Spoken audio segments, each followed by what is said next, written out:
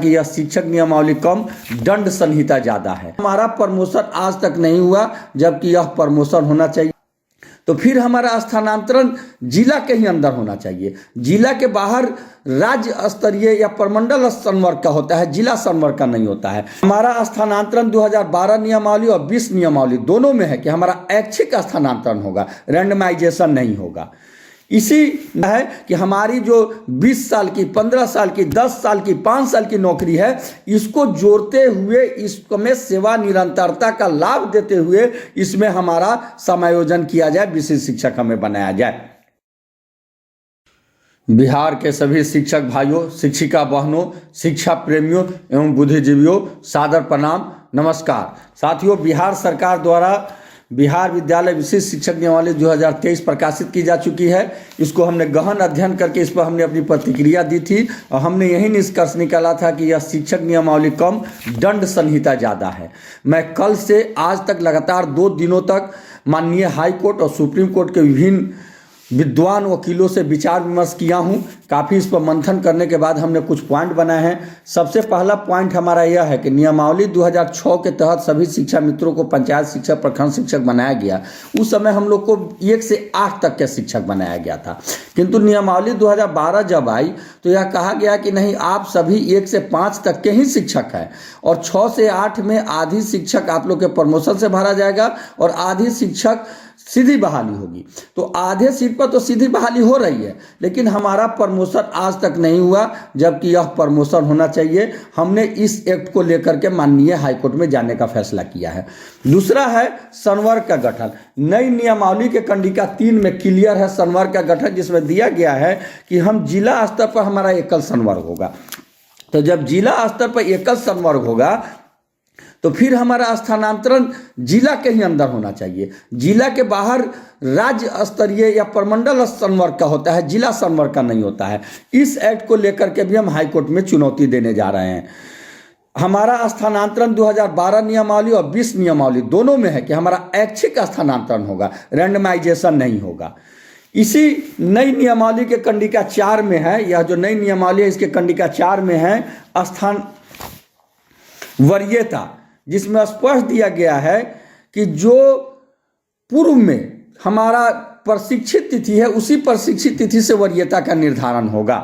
और जब वरीयता का निर्धारण उस तिथि से होगा तो फिर जो हमारा प्रमोशन 8 साल पर है वह भी हमारा उसी तिथि से 8 साल जोड़कर होना चाहिए। यानी जो 2006, 8, 10, 12, 14, 16 जब भी प्रशिक्षण प्राप्त किए हैं उस तिथि से 8 साल जोड़ करके उनका प्रमोशन होना चाहिए, लेकिन ऐसा इसमें नहीं दिया है। आप लोग को साथियों मैं याद दिला देना चाहता हूं कि 2015 में जब हम लोग नियत वेतन से वेतनमान में आए तो 3 साल के सेवा के आधार पर 1 इंक्रीमेंट का लाभ दिया गया था। यानी कुछ शिक्षकों को 3 इंक्रीमेंट, कुछ को 2 इंक्रीमेंट, कुछ को 1 इंक्रीमेंट का लाभ दे करके दिया गया था, जिसमें सेवा सामंजस्य हुआ था और वरीयता का लाभ हुआ था। लेकिन जो नई नियमावली है इसके तहत 3, 5, 8, 10, 12, 15, 20 जो भी बहाल हुए हैं सभी विद्यालय योगदान की तिथि से 1 हो जाएंगे। हमने इस एक्ट को चुनौती देने का निर्णय लिया है कि हमारी जो 20 साल की, 15 साल की, 10 साल की, 5 साल की नौकरी है, इसको जोड़ते हुए इसमें सेवा निरंतरता का लाभ देते हुए इसमें हमारा समायोजन किया जाए, विशिष्ट शिक्षक हमें बनाया जाए। इसी के कंडिका 7.2 में है कि प्रशिक्षित वेतनमान की तिथि से ही वरीयता निर्धारण होगा। तो हमारा वेतन निर्धारण भी जब हम प्रशिक्षित किए हैं तब से हो जाए। इसी के वेतन कंडिका 8.1 में है वेतन संरक्षण का लाभ, जिसमें पे संरक्षण का लाभ किया गया है। हमारा कहना है कि हमें मैट्रिक्स संरक्षण का लाभ देना चाहिए। जैसे हम आज के डेट में मैट्रिक्स 13 में है, तो जो नई सरकार बीपीएससी के लिए बने हैं उसमें हमें 13 में मिलना चाहिए, लेकिन सिर्फ पे प्रोटेक्शन देती है, हमें सेवा निरंतरता का लाभ नहीं देती है, तो हम घट करके चले आएंगे मैट्रिक्स 6 में।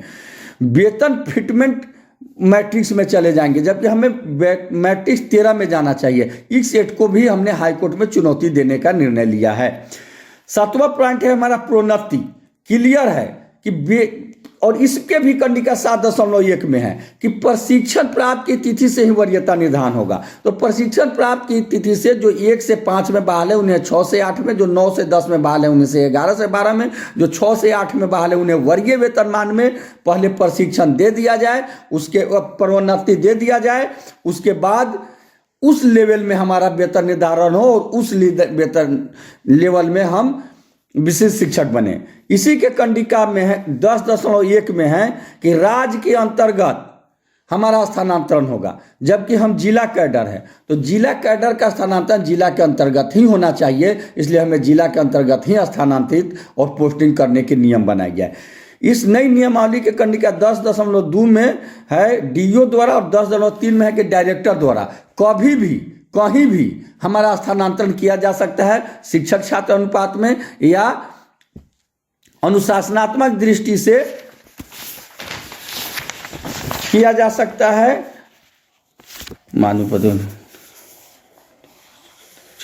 छात्र शिक्षक अनुपात में या निर्देशक जनहित में किया जा सकता है। भाई जनहित में स्थानांतरण क्या होता है? निश्चित रूप से यह एक दंडात्मक प्रक्रिया अपनाने की प्रक्रिया है।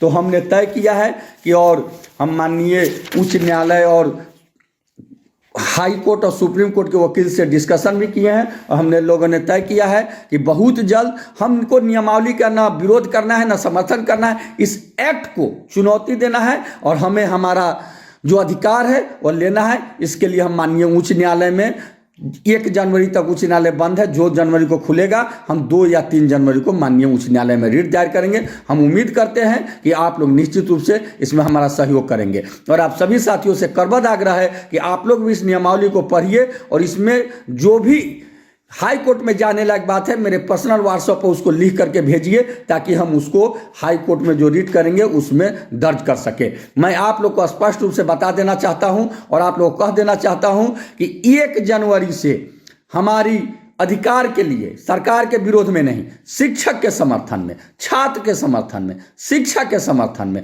अपने अधिकार के लिए, अपने कर्तव्य के लिए हम निश्चित रूप से अपनी लड़ाई को तेज करेंगे। इसके लिए हम कोर्ट में भी लड़ेंगे, हम रोड पर भी लड़ेंगे। बहुत जल्द हम पैदल मार्च का घोषणा करेंगे और हम इसके लिए आवश्यकता हुई तो वोट में भी लड़ेंगे। आप सभी साथी अपने अधिकार के लिए तैयार रहिए। इनकलाब जिंदाबाद, शिक्षक एकता जिंदाबाद, बिहार जिंदाबाद, शिक्षक छात्र जिंदाबाद। नमस्कार, प्रणाम। आपका केशव कुमार, प्रदेश अध्यक्ष शिक्षक संघ बिहार।